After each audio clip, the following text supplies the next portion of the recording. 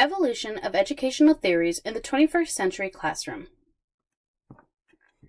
As we look at the changes in the field of education, we must take a moment to reflect on the changes in society that have shaped the nation.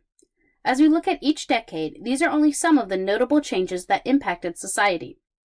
Major events, such as women gaining the right to vote and desegregating schools, were big steps towards equality.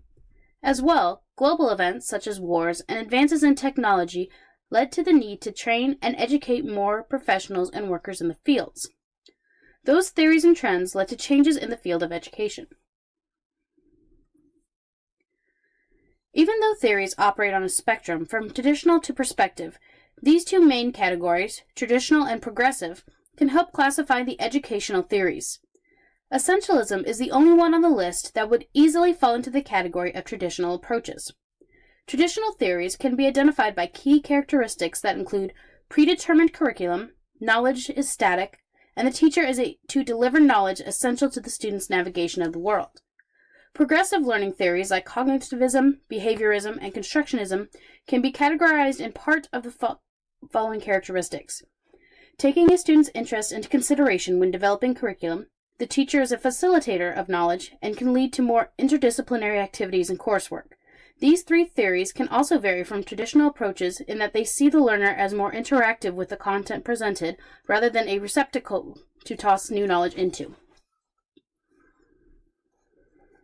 As different theories were presented, schools adopted them, and how information was presented changed in classrooms. In each of the four theories, teachers and students had separate roles related to the presentation of knowledge and how it was learned.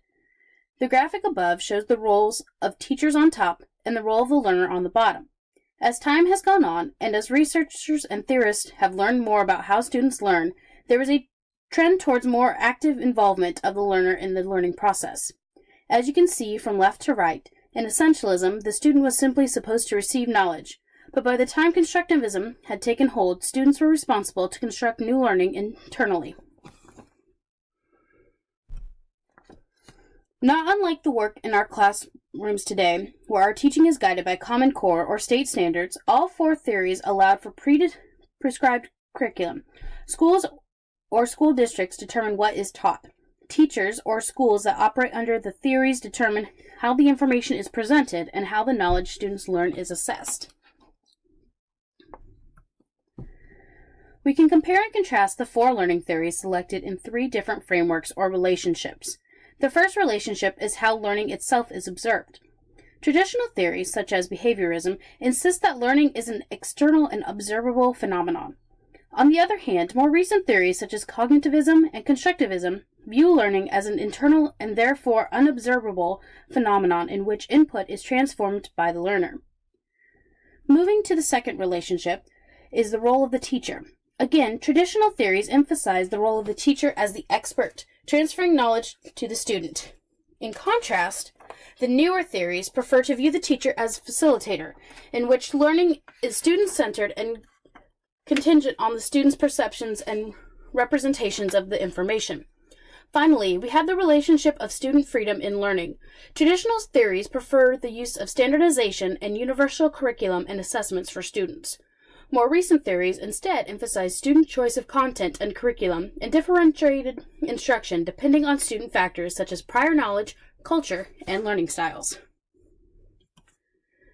The goals for learning in each theory are slightly different.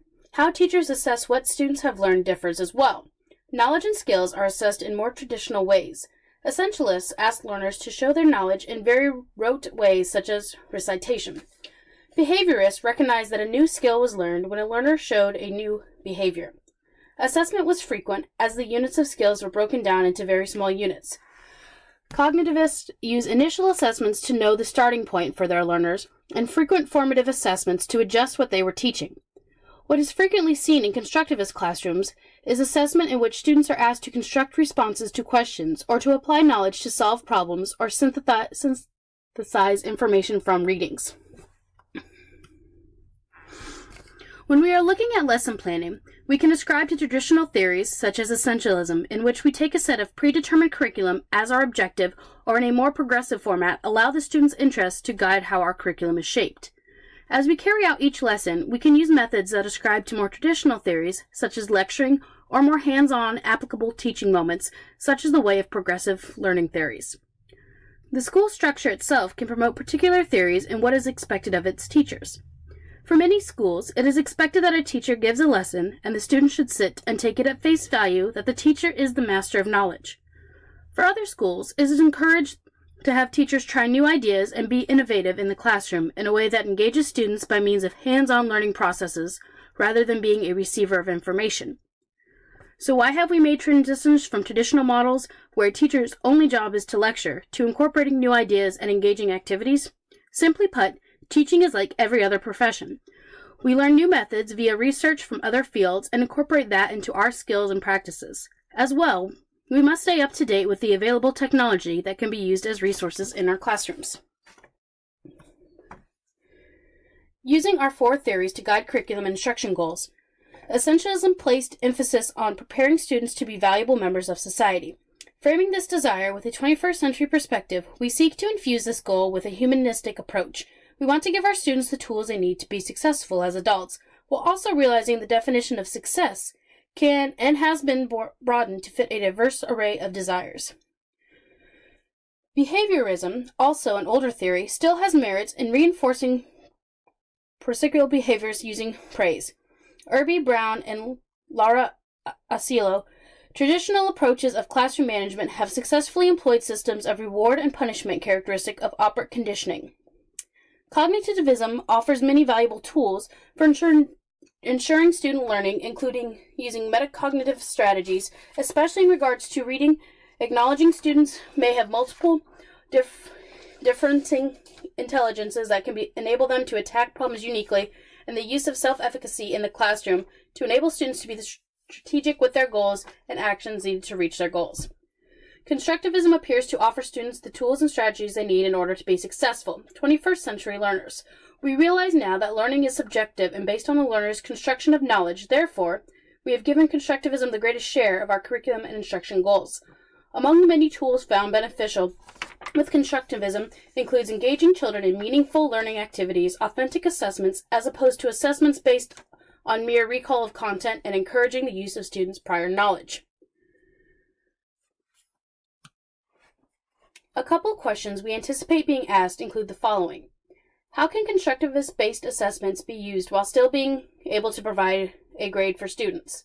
A common critique of constructivist-based assessments is the difficulty of tying it to a traditional grading system still used by most schools. Our answer to this is that grading constructivist-based assessments does not have to be all that difficult.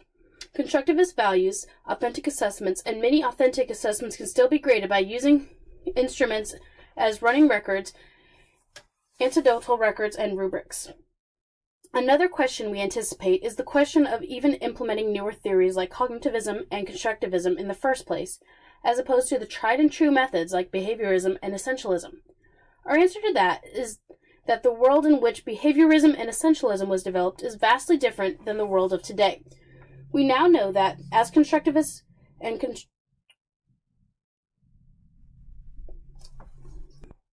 behaviorism has many flaws and critiques, which has opened the doors to newer theories such as constructivism and cognitivism.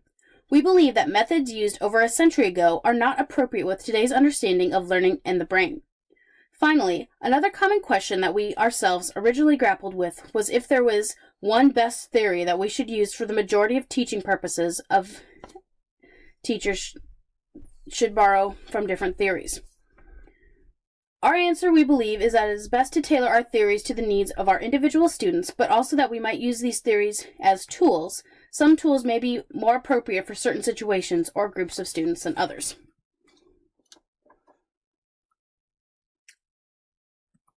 Our references used for the presentation are listed as follows.